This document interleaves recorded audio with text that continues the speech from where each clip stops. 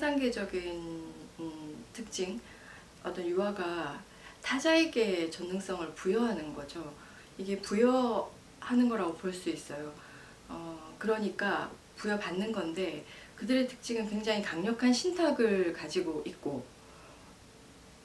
이 신도 입장에서 전능성에 대한 갈망이 있고, 내가 온전성, 뭔가 초월적인 신비적인 것에 대한 열망과 갈망이 클 때, 그리고 강력한 언어를 가진 어떤 대상을 만나서 이 결합이 이루어지면, 결탁이 이루어지면 굉장한 큰 시너지를 일으키는데요.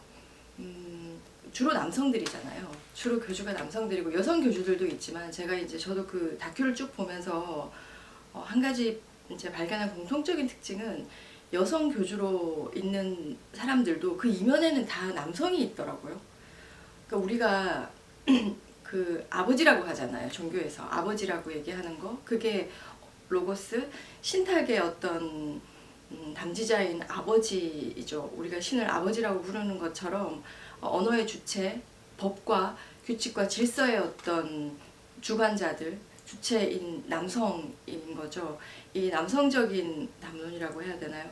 이 남성이라는 대상들이 여성 교주 뒤에들도 있더라고요. 뒤에도 있는 공통점이 어쨌든 이 다큐들 안에서는 발견이 됐고, 이런 조금 더 분석적으로 얘기하면 강박적 구조를 가진 남성, 강박적 나르시시스트인 남성들과 히스테리적 주체인 여성들이 이제 모여드는 거예요. 언어, 그러니까 신탁을 갈구하는 히스테리적 주체들.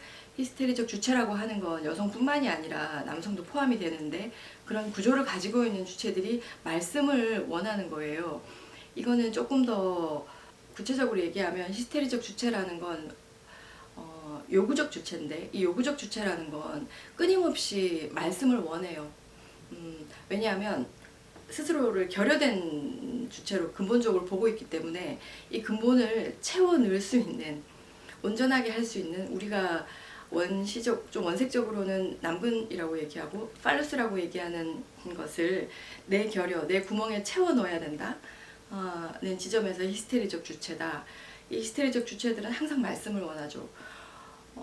그거는 이 사이비 종교 교주뿐만이 아니라, 우리가 많은 사람들이 철학 강의를 듣고 수업을 하고 또 이렇게 유튜브를 들으시는 분들도 끊임없이 어떤 말씀을 듣는 행위잖아요. 언어를 듣는 행위고, 그래서 학교에 가서 공부를 하기도 하지만 늘 목사님 설교를 듣고, 가서 신부님 강론을 듣고, 그리고 법당에 가서 스님의 어떤 이야기를 듣고, 이게 다 같은 맥락이에요. 그런데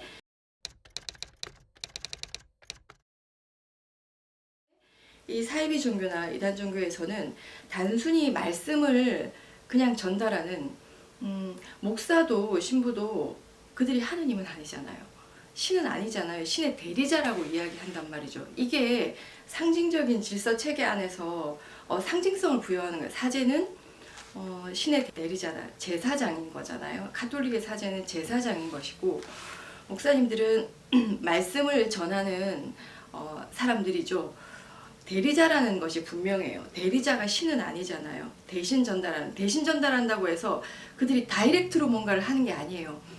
상징적인 질서와 어떤 형식과 절차에 의해서 그것들을 부여받고, 우리는 그들에게 그것이 부여되었다는 것을 인정하면서 여러 가지 상징적인 형식적인 절차 안에서 뭐 전례라던가 이런 것 안에서 그것들을 부여받기도 하고, 누리기도 하고, 함께 어떤 이제 종교 생활, 영적인 생활, 영성 생활을 영위하는데, 사이비 종교에서는 그게 없죠. 대리자가 아니라 곧 신이 되는 거예요.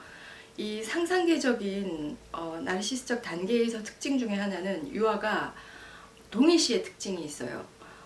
대상과 타자와 자아 동일시를 이루는 굉장히 강력한 특징이 있거든요. 그래서 내가 절대성을 부여하는 절대적인 타자에게 전능성도 부여하지만, 이 전능한 타자 안에 들어있으면 내가 함께 뭔가 온전해지고 완전성에 도달할 수 있을 것 같은 자아 동일시가 일어나는 거예요. 그래서 그 만족이 굉장히 극대화되는 부분이 있어요.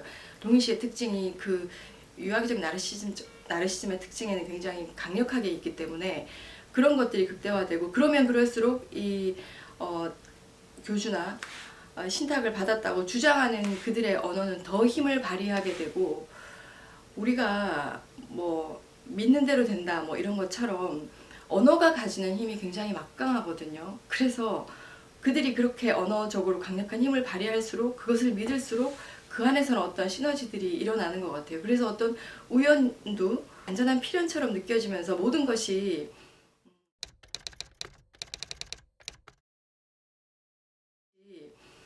우리가 어떤 점을 볼 때도 내가 방향을 그쪽으로 에너지를 쏟고 있으면 진짜 그렇게 되어가는 부분도 있고 그게 언어의 힘이거든요. 되어가는 부분도 있고 혹은 한번 훅 들었는데 나중에 결과가 이렇게 됐을 때 아 그거였구나 라고 우리는 이제 결과놀이처럼 끼워 맞추기도 하잖아요. 퍼즐을 맞추기도 하고 이게 어떤 인간 사유구조 안에서 다 일어나는 일인데 언어가 힘을 굉장히 강력하게 가지고 있지만 믿는 대로 이루어진다 혹은 내가 말하는 대로 이루어진다는 건 내가 어떤 생각을 하고 그거를 상정해 놓고 아 나는 만약에 예를 들어서 100억을 벌 거야 라고 우리는 맨날 써붙여 놓고 이루어진다라고 생각을 합시다. 이게 이제 상상계적인 판타지 중에 하나인데 유아기적인 전능성이죠. 이루어질 거야. 그럼 믿는 대로 이루어진대. 이걸 맨날 붙여놓고 얘기한다고 될까요? 그게 아니잖아요. 이게 그대로 이루어지는 건 내가 그걸 붙여놓고 내 모든 에너지를 그 방향으로 쏟기 때문에 실천적인 게 들어가죠.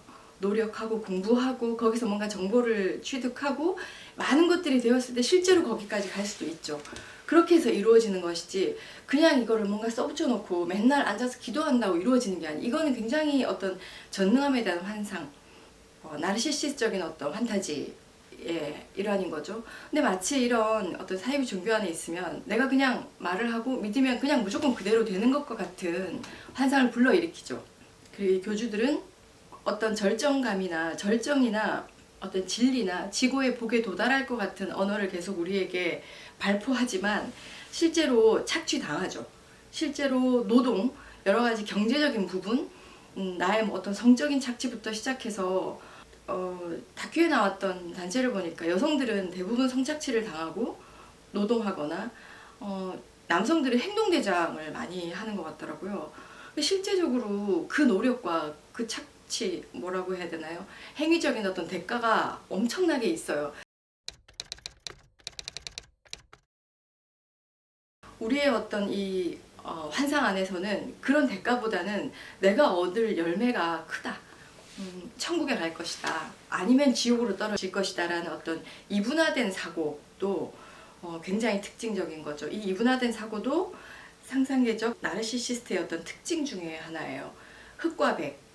왜냐면 사람이 우리가 살아가는 데는 회색 지대가 있고 너무나 무수한 많은 구간들이 있잖아요. 모호한 구간들이 있고 결코 명명백백하게 밝혀질 수 없는 구간들이 존재하는데 마치 그런 건 존재하지 않고 나쁜 엄마, 좋은 엄마, 나쁜 아빠, 좋은 아빠. 애들은 그렇게 얘기하잖아요.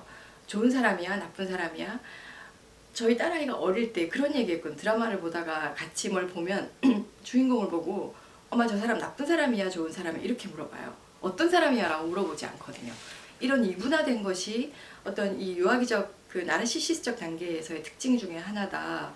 그렇게 극단적으로 구분이 되어 있는데 그 부분에서 이 교주들이 더 강력한 언어를 가지고 말을 하기 시작하고 우리가 그 언어에 포획이 되어서 갇히기 시작하면 빠져나오기가 어려워요. 이성적이거나 이 사람들이 머리가 나쁘거나 그게 아니잖아요. 사실은 굉장히 똑똑한 사람들이 많고 근데 우리가 어떤 과학적이거나 똑똑한 머리만 가지고 세상을 살아가는 게 아니잖아요. 사유라던가 또 충동이라는 것은 의식적이고 이성적인 것과 무관하게 흘러가는 지점들이 있거든요. 에너지 차원에서의 충동은 근데 어떤 충동이 어떤 거에 확 사로잡히면 우리의 이성적인 생각, 합리적인 판단 이런 것들을 마비시키는 부분이 있고 특히 부정적인 어떤 특징들이요. 만약에 죄책감이라던가 두려움이라던가 공포라던가 이런 것들의 어떤 충동이 확 사로잡히기 시작하면 옴짝달싹할 수 없어지는 거죠. 그렇게 좀 이해해 볼 수 있을 것 같습니다.